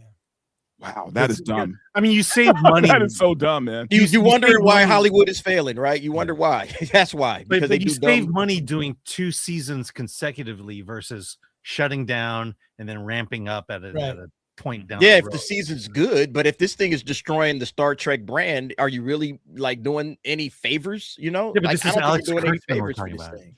Yeah, the people that They're don't watch it are destroying racist. Star Trek. Sorry, Star Trek. They're destroying Star Trek with this. I mean, they're absolutely destroying the brand to the point where I don't know how you recover from it. Oh, there is none.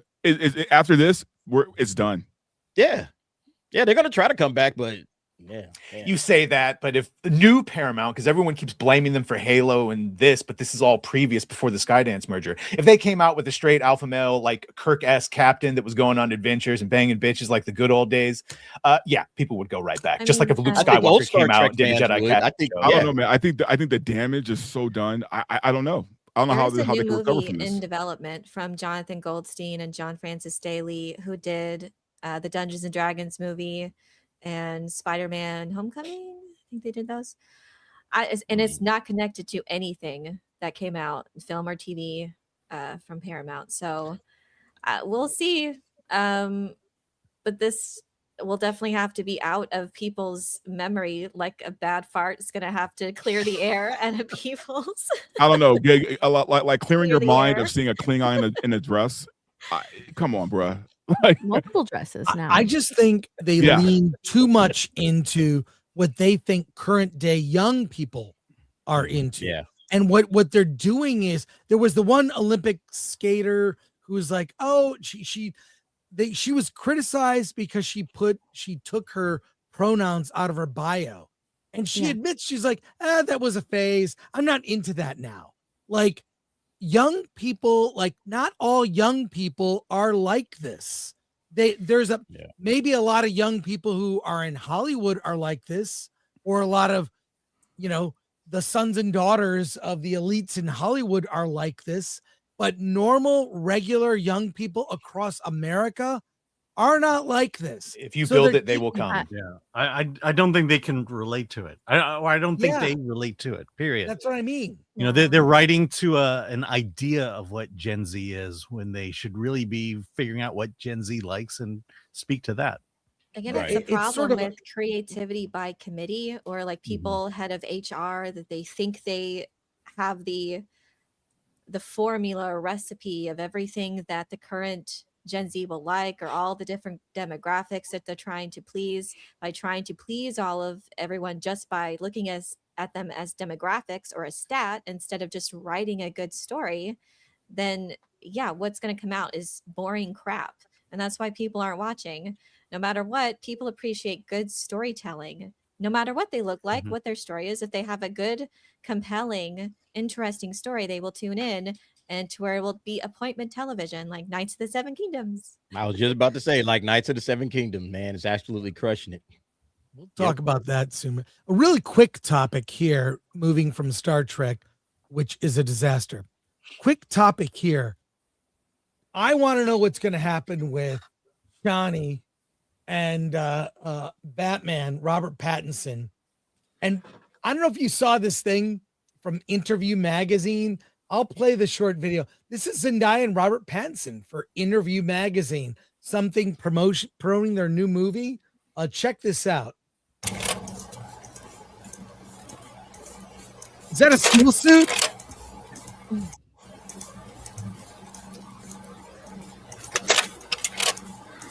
She's wearing a mask?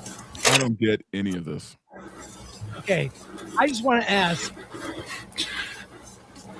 Are you about to be murdered? Yeah, I don't. It's like a serial killer ritual. Photo shoots are weird by artsy people that think it's great. Christian Now, Bale look, also did girl I don't think pictures. it's not unprecedented for actors to do some weird photo shoot. This has been going on for years. I think people are overreacting to this. It's to promote a completely different movie. What is it called? I forget. It's like drama or something. I believe it's the Clifford, the Red Dog sequel. Yes, that was the one. But like we've seen actors do sort of, you know, it's very out of character. It's weird for weirdness sake. But I don't think it really helps anything. What do you, it doesn't help the movie. What do you guys think? Apparently, this is like on par for this particular magazine, this type of a photo shoot, because I went to the article or the interview that Zendaya and Robert Pattinson were having with each other, and like it does this photo shoot doesn't make sense with that particular interview that they're promoting with this photo shoot. And then I thought to myself, well, maybe it has to do something with the movie that they're in. And so I went and watched the trailer. No, it doesn't have anything to do with the movie that they're in. It's just a strange, odd, artsy photo shoot. And a lot of people are saying, oh, it's a humiliation ritual with Robert Pattinson. Robert Pattinson has put on dresses before for GQ UK, like men's magazine. He's put on a dress and a fur coat to go along with that dress. And like years before that, he put on this weird pink wig for another photo shoot. So this isn't the first time he's been in a wig or in a dress or anything like that. Or he's like, he's done a photo shoot that feminized him. So I don't know if it's getting blown out of proportion because of the Hollywood humiliation rituals that they put actors through, or if it's just weird enough to get a lot of people's attention because Robert Pattinson is back in Hollywood, you know, whereas before he's been doing a lot of indie projects and sort of like stayed out of the limelight. Now because he did Batman, because he did Inception, and he's going to be in the new Odyssey film. You know, he's doing a lot of big budget projects. And now people are seeing him again in the limelight. That they're like, oh, he's going through another humiliation ritual. I thought Twilight was humiliation ritual on its own, but apparently not. He needs to go through another one. Well, yeah, here's the thing. 20 years ago, no one would have questioned this, right?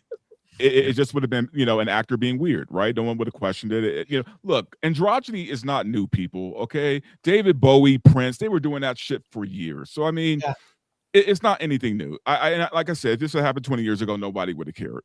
I think now, because of what we know of Hollywood and what they do, right, and what they're trying to push, people are a little bit more trigger happy now. They're a little bit more sensitive when they see a guy in a dress now, because it's not just, oh, he's being creative or artsy or weird. Now it's like, oh, the industry is pushing him to be in a dress. And also because they are like changing the in Hollywood, at least they're trying to change the definition of masculinity, where the peak masculine person in Hollywood is Pedro Pascal. You know, they're like trying to push that. This is the new masculinity in Hollywood that should be looked up to and replicated and, you know, revered is Pedro Pascal. And instead of, you know, actual like strong masculine men protectors, they're trying to push this sort of like feminized version of masculinity. And because of that, people are seeing photo shoots like this and being like, no, I'm gonna stay far away from that. Why are they putting this guy through that? I think it's the Interview magazine, which I've never heard before, just trying to do something outrageous to be relevant to people know what what they are, because I've never heard of them. And yeah, if you do something outrageous or in their mind what they consider modern art, possibly, that's what will get them talked about.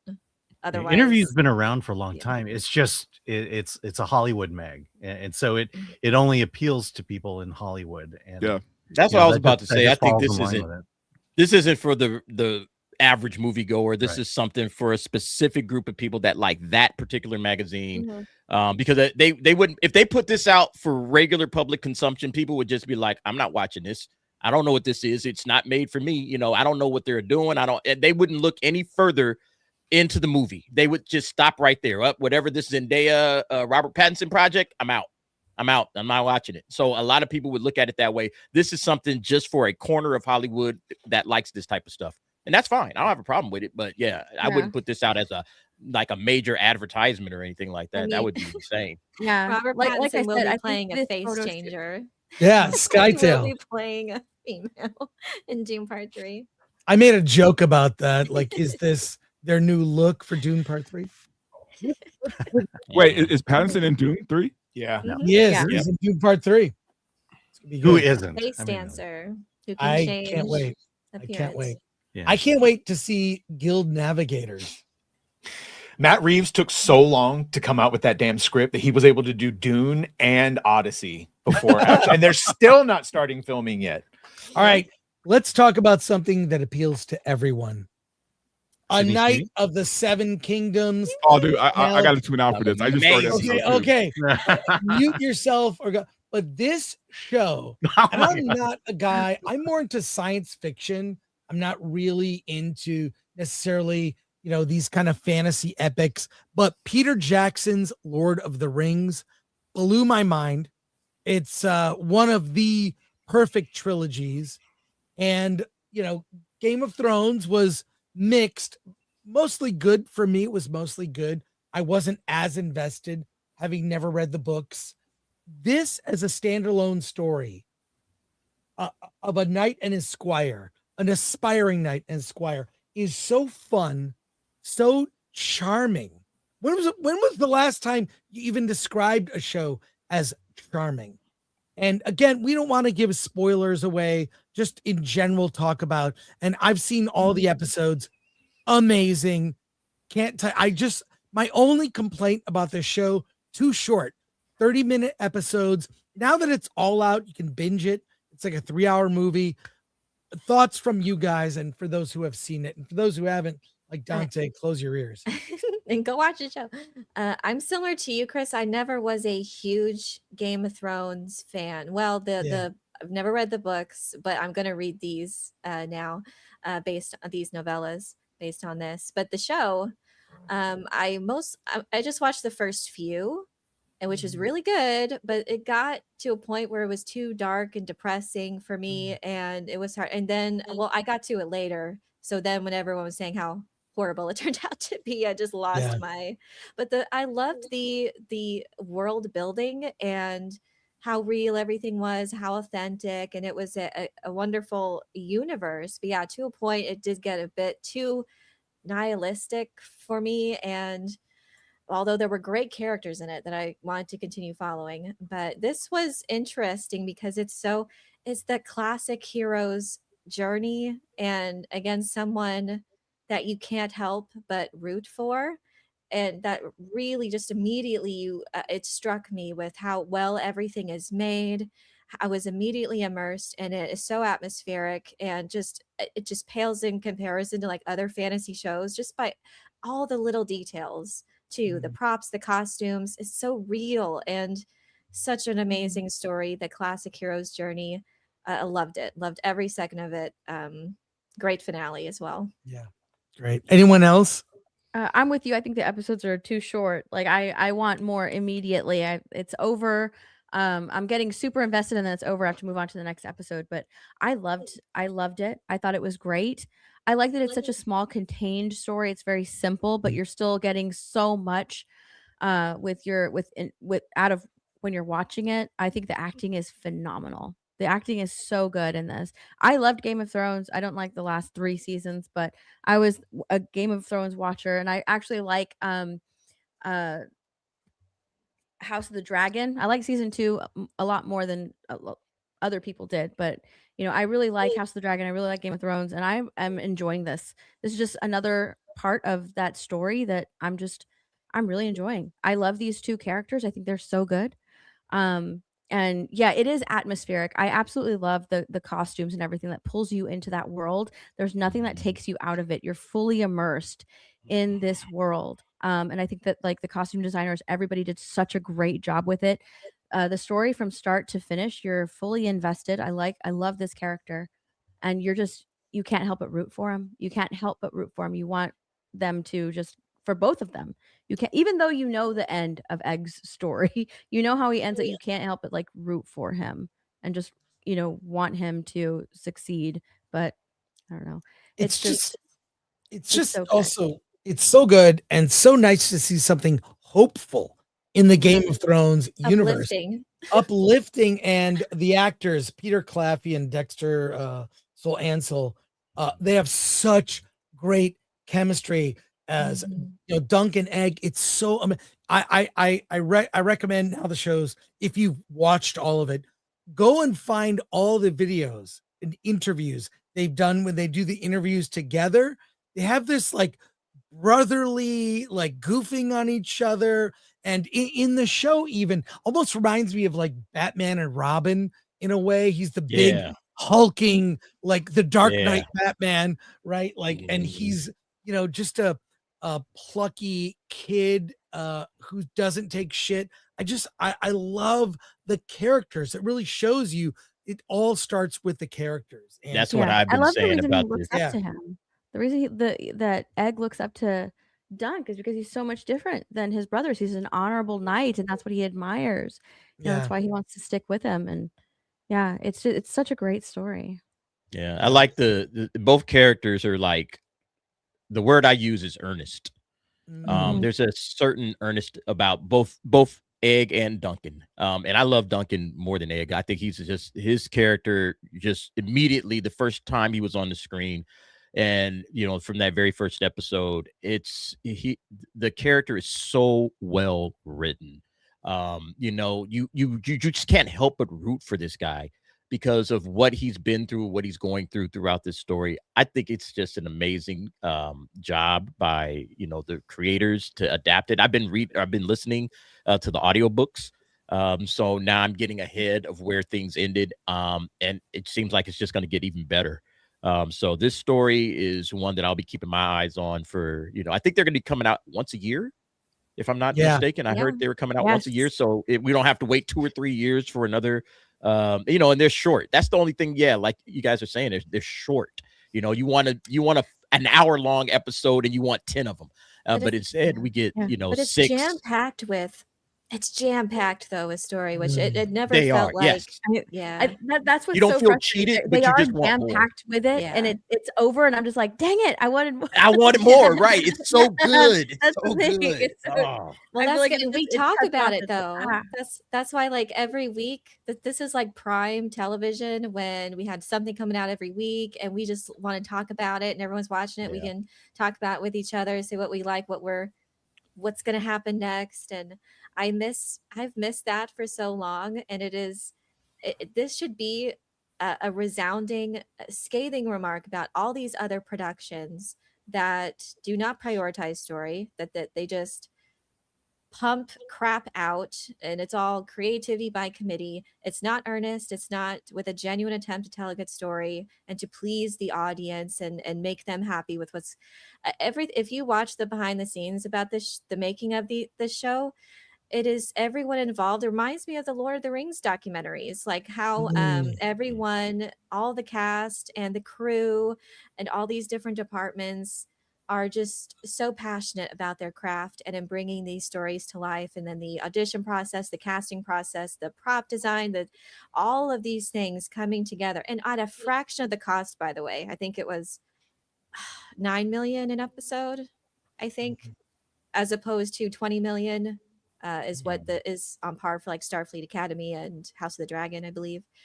And yeah, I love that it's small and contained, and they are able to do so much and just on a small scale. Like, I love following. Yeah, we followed princes and kings and these and diplomats and warriors. Well, and of renown. But it's nice to follow just one nobody. And again, comparing that to Rey, who we could never relate to because she was always good at everything. And this is the prime example of storytelling and how everyone, no matter what you look like or what your background is, can relate to his story, Duncan Eggs, in some way. Yeah, he's a hedge knight, and they make it sound like you're a dime a dozen. You're everywhere. There's hedge knights everywhere. Who cares about you? And the fact that like Rey, she's just perfect. Everybody likes her. I like this one. I like this one. I like her. He's not. He has to earn everybody's respect. Going around, nobody's even heard of his master. Nobody's heard of his oh my, what is his name? I can't remember his name. Sir Arlen and Penny Tree. Sir Arlen, yeah, Penny Tree. He has to go around trying to find someone to vouch for him in order to compete in this, and it's one thing that he wants, and he almost dies. Like, I mean, it's just it really is gut punching. He's earned everything, and you have to root for him. You can't help but root for him. Well, not just that. I'll say that we've seen dystopian stories in the Game of Thrones universe. If you know where House of the Dragon is going, it's not a pretty place, and it's so dark. I feel like now we're emerging in an era when we're kind of done with dystopia. Like, we've seen dystopia. It sucks. Give us something hopeful. Give us something optimistic. Give us something to aspire to, which is why I think like something like Project Hail Mary, which is that kind of hopeful hero story as well. I think these are becoming popular at a time when maybe we're kind of done with the dystopian, like those kind of stories. We've had them. Give us something to aspire to and to be optimistic about. And that's what I think this thing will only, now that all the episodes are out, people will continue to discover it. So. Yeah, and his struggles, again, like in every man struggles, his anxiety and doing it, behaving with courage and honor and loyalty and friendship, those themes throughout. I love that we're seeing that. And again, in the midst of a lot of nihilism or dystopian or we get enough of that. It's nice to have that variety and to just really have an uplifting hero's journey at the end that we can root for and look forward to. And just love the themes of honor and courage, and despite imposter syndrome or anxiety, living up to his knight's or his surrogate father's legacy. It was just very nice tale. Let's pivot to one final story for the day here. It's the hunt for Ben Solo. It's canceled. First of all, didn't really know it existed. This is a story. Okay, maybe we're a little late on this, but I feel like we need to talk about it. Badger, if you would, this is from Variety. Sure. In an interview with BK Mag, Soderbergh said the team was blindsided. We were all frustrated. That was 2.5 years of free work for me and Adam and writer Rebecca Blunt. He stressed that neither he nor Driver wanted to speculate about the reasoning behind Disney's decision. The stated reason was, we don't think Ben Solo could be alive. And that was all we were told. Soderbergh said he had already made the movie in my head, expecting cost discussions, not a philosophical veto. Thought the conversation was strictly going to be a practical one, but it never even got to that point. It's insane. We're all very disappointed. Driver first revealed the project in October 25, saying he had been developing it since 21. After outreach from Lucasfilm president Kathleen Kennedy, I always was interested in doing another Star Wars with a great director and a great story. I'd be there in a second. He praised the script as the standard of what a Star Wars film should be, describing it as handmade and character-driven in the spirit of The Empire Strikes Back. According to Driver, Lucasfilm executives Kennedy, Dave Filoni, and Carrie Beck supported the project. The rejection came higher up. We took it to Bob Iger and Alan Bergman, and they said no. They didn't see how Ben Solo was alive, and that was that. Soderbergh later wrote on Blue Sky that this was the first time a completed Lucasfilm script had been rejected by Disney for greenlight. Driver's revelation sparked a fan campaign to revive the film. Supporters even hired a plane to fly a Save the Hunt for Ben Solo banner over Walt Disney Studios in Burbank. I'll just say this. It's a dumb idea. Ben Solo, I mean, all the characters were done dirty in the sequel trilogy. This is a terrible idea. First of all, just the idea of Soderbergh doing a Star Wars movie, that alone has me really interested. But this is a terrible concept. Him being alive after the events of Rise of Skywalker make no sense whatsoever. However, there's nothing stopping them from turning this into a comic book or some other medium that's not a movie. What do you guys think? I think it's a terrible idea. They were right to cancel it. My question is, does this even have the money for this? Right? Like, I mean, can they really blow another $800 million on a Star Wars project that they're not sure when to pay off or not? I mean, they don't even know if Grogu and Mando are going to pay off. Right. So why would they do this? True. I do wonder about the reason. They said that the reason Disney canceled was because they didn't believe in or how Ben Solo would return. And I wonder if that was actually true, because were they fine with Palpatine returning somehow? Right. Lore-wise, you could very easily explain. Luke overdosing on the Force was dumb as fuck, and you could very easily explain, oh, they didn't die, they just exhausted their powers and they disapparated, and they were in the netherworld and then they reformed, they weren't actually dead. Whatever, you could woo it all you want, but yeah, Just makes me question if that was the actual motive and not something else that now Probably you can't not. really spend the money on it. Yeah. Well, and you also got to figure, like, with Dave Filoni being in charge now, he's going to put his input into it no matter who directs it. So either way, you're going to get a Filoni film. Yeah, I just think that the sequels were bad. We got to put that corner of Star Wars behind us and move on. Why? I mean, they lost like 50% of their box office returns from The Force Awakens to The Rise of Skywalker. That shows that fans aren't really interested in continuing with this, with any of these characters. Ben Solo, the Rey movie that they've been talking about forever. All right. Nobody cares about these characters anymore. So why throw good money after bad? Why invest more money into characters in this dead end corner of Star Wars that nobody's going to really support? Just go ahead and say, we don't know how Ben Solo will be alive, but we wasn't going to make this anyway, and just move on about your day. That's what it is. And see what Starfighter is going to do. Starfighter might turn this whole franchise around if it's any good. I think they know Mando and Grogu is also likely a dead end. There's nowhere Here's to why go. they didn't do it. Here's why they didn't do it. All right. Because he's an actual Skywalker. He's still of the bloodline of Skywalker, and they don't want movies about Skywalkers. And Rey, and this has not been disproven, they said that Rey is their most important cinematic asset, and I guarantee you at the end of Starfighter, they're going to fucking take that kid to her academy. And if he showed up, he would then become the focus, not Rey. It would be a Skywalker, and everyone would want that, and that's not what they want. They want Rey to be the one still open. Kylo Ren was I disagree. I don't know about that, man. I disagree. I think if man. they had done a Ben Solo movie, then we wouldn't have gotten The Acolyte. I mean, where are you going to spend that $120 million on this or on the other thing? Fair point. Acolyte season 2. Oh my God. No, I just think the new new brass. It's going to come down to what's her face.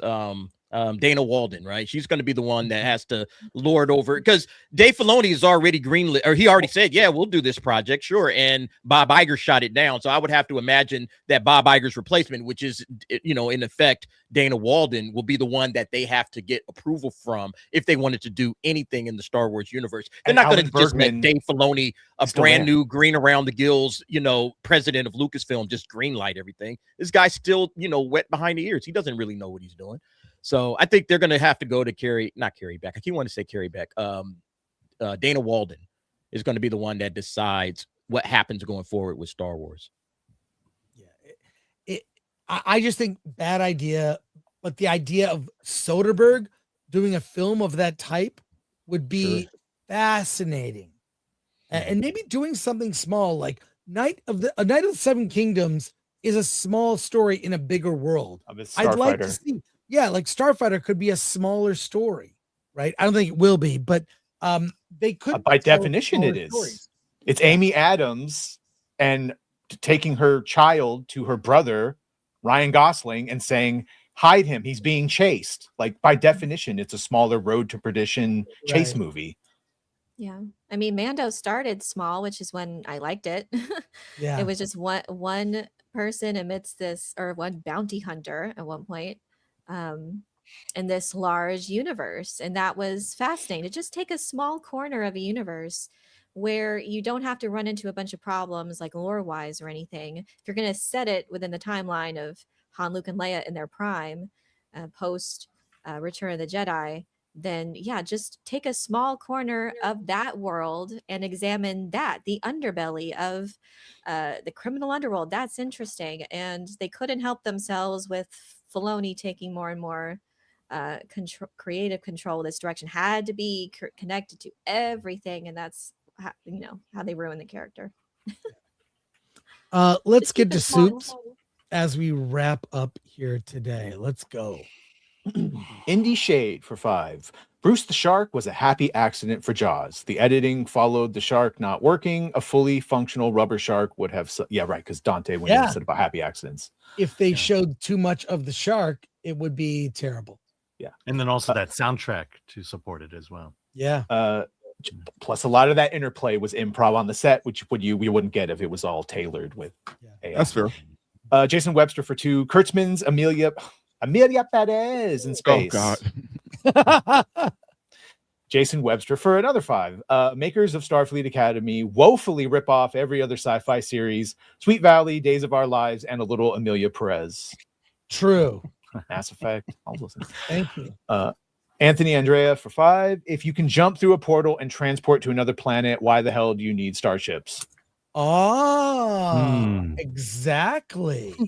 But also, why do you need reading glasses? There we go again. Questioning and so much. Using our brain cells more than the writers. Yeah. Man. John Orchard for 10. This new Star Trek episode looks like a twist on when Spock got married. I guess Jaden wearing a dress was blunt enough. You ever notice when they show shots of Jaden, his feet are huge? He's wearing clown shoes. Well, elevator shoes, definitely. Look next time. Jason Webster for 5. Hemorrhoids are less excruciating than Starfleet Academy. Well, there you go. I agree. And I want to thanks to our mods, Lord Thoth, ADL is 24, Ololique, and as we wrap up, everyone plug your channels. What's up, guys? Verbal Riot, VRL tomorrow at 6 p.m. and watch Nina Infinity on Wednesday. We have a huge guest that I cannot believe we got to be on the show. I'm still shocked. I can't wait for it. So Nina Infinity at 9 p.m. EST is going to be a wild show. Again, I can't believe we got this person to get on the show. So It's anyway, Matt Walsh, by the way. watch Who this. is it? It's Matt Walsh. Who is it? I can't say. That's up to Nina. Matt Walsh. Nina, it's up to Nina. I can't say, but it's going to be a big show. So watch it. Okay. All right. Well, I hope she's okay. She's in Mexico. I followed her on X. Oh, she said she's doing fine. Like it didn't reach That's to what I heard. Cancun. Yeah, I'm glad she's okay. Yo, Derek Anderson, the DA. Check me out on the nightcaps Tuesday and Thursday evenings at 9 or 10 p.m. Pacific Standard Time, and then the DA's office on Sundays. Also, anime nights on Friday nights at 9 p.m. Steph, my nerdy home. I stream every day on my YouTube channel, so come and hang out with me. Hi, you can find me here on YouTube at Nerd Cookies, where I chat about sci-fi and fantasy news, theory, and lore. I've got new videos coming about Doom Part 3, Knights of the Seven Kingdoms, Star Wars, Star Trek, so stay tuned. Thanks, everyone. And I can't wait for a Dune Part 3 trailer. That's got to be coming. It's coming. Badgercast coming up in like 30 minutes. And I have a video I just put out the other day about the differences between woke Star Trek and progressive everything up until Enterprise.